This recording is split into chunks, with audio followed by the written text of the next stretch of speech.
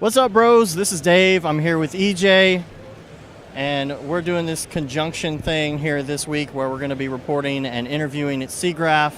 And so, of course, bright and early, very first guy of the day, very first bro of the day is EJ. And we had to go through a little bit of trouble to find you some caffeine to get going in the morning. But I wanted to talk to you about your presentation because we did the podcast last night. Yeah. And Amazing. I was talking about all of the rigging stuff that's new in R19, and I'm like, the problem is I don't know enough about rigging to even know, oh, hey, that's cool, whatever. So what's great is this morning, that's kind of what your presentation was on. You were talking about joints and stuff like that, Yeah. and I learned an awful lot. So tell everybody kind of just an overview of what you talked about today. Yeah, so I don't know.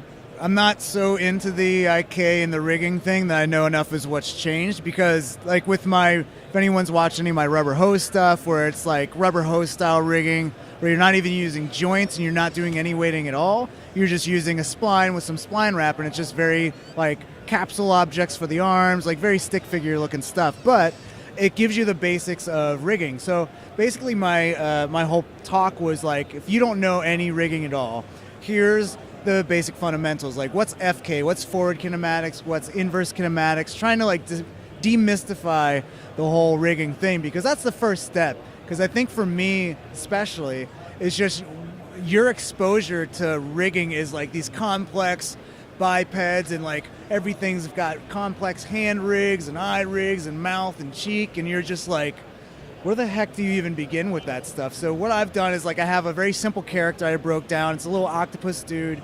It's got eyeballs, a mouth, and a bunch of tentacles. And I just show you how to rig one of those tentacles using joints and just simple joint setup. Go over what a goal is. It controls like where the hand positioned is and like a pole, and that what's where your elbow points to. And then threw on some IK dynamics so you can then make a joint chain like all nice and floppy, and showed how these tentacles can look like they're, you know, floating underwater and stuff like that. And then I covered like some simple mouth rigs using some pose morphs and a thing called 2D vector field, which is really amazing. It's basically like, I say it's like almost programming an Atari joystick controller. I like that. I didn't know about that. Or if you like push up, it does something to your character, like if you look up, or like crouch, and, you know, like Sonic the Hedgehog or something, like if you push the up control. So basically you can program different controls if you move this little vector up or down or left or right to each of the corners. So that was all driven by like pose morph and driver, a driver tag, which is really, really powerful.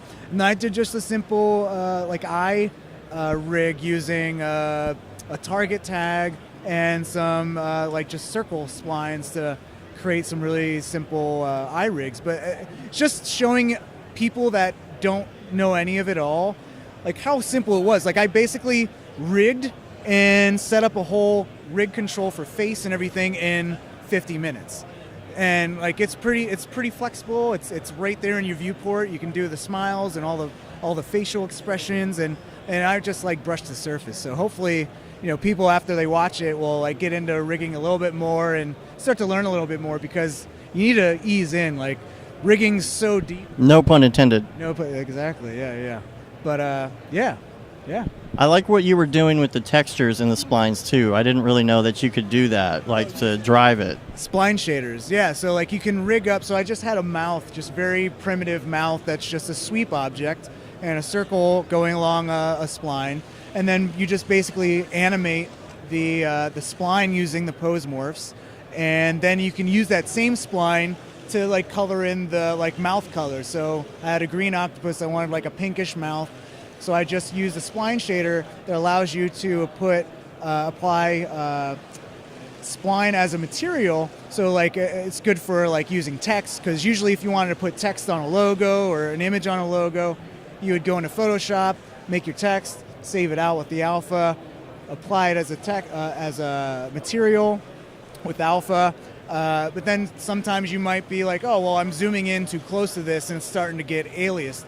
So what you need to do is jump back into Photoshop, scale it up, resave it at a higher resolution, and reload. But the nice thing about the spline shader is you can zoom in super close and it's non-destructive. So it's always going to have nice crisp edges. So you can use it with text, that's the default setting, but you can also use any spline in your scene as a little knockout cutout shape. So I did that through it in the alpha channel, apply it as like a little mouth material, and then that basically follows the deformation of the pose morph, so that mouth shape will actually follow around, so you actually have the inside color of your mouth with a spline shader, which is really, really cool.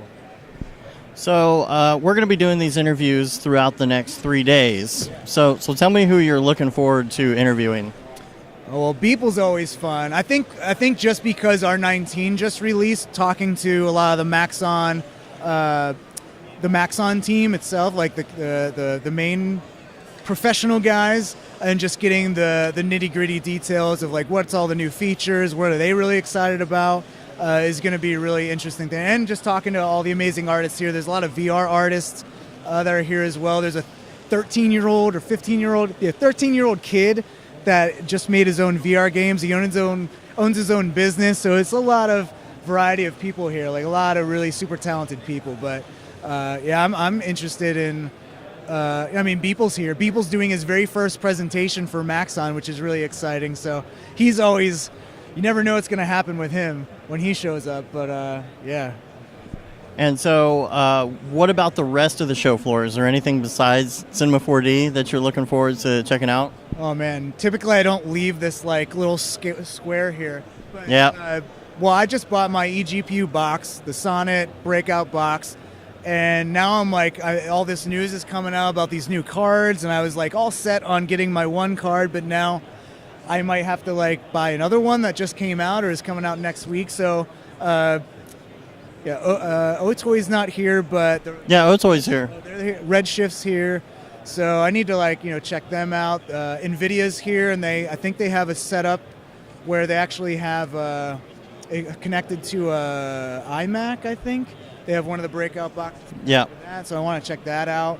Just kind of like get their input on what card I should be getting. So yeah, a lot of people have been asking me about my setup because I said I got my eGPU, but I haven't got my card yet. So once I do, I'll be able to. I'll do a podcast and go through the whole setup. And I just was talking to a guy who said he got a Bison box, and it started smoking and sparking. Uh-oh. Yeah, so I'm like, okay, well, all right, hopefully I don't have anything catch on fire. So that was interesting. Generally, that's not good. Yeah, generally fire in a studio is not good. You can roast marshmallows, but yeah, got to contain that thing. It's expensive marshmallow roasting. It is. It's very, very expensive. And it's got that silicone smell. It's probably not good to eat. Yeah. Too many calories. All right, so we're going to get out of here. Make sure you stay tuned to Brograph and iDesign. We're going to have a bunch more interviews. So subscribe to both of our channels and check us out, and we'll catch you in the next one.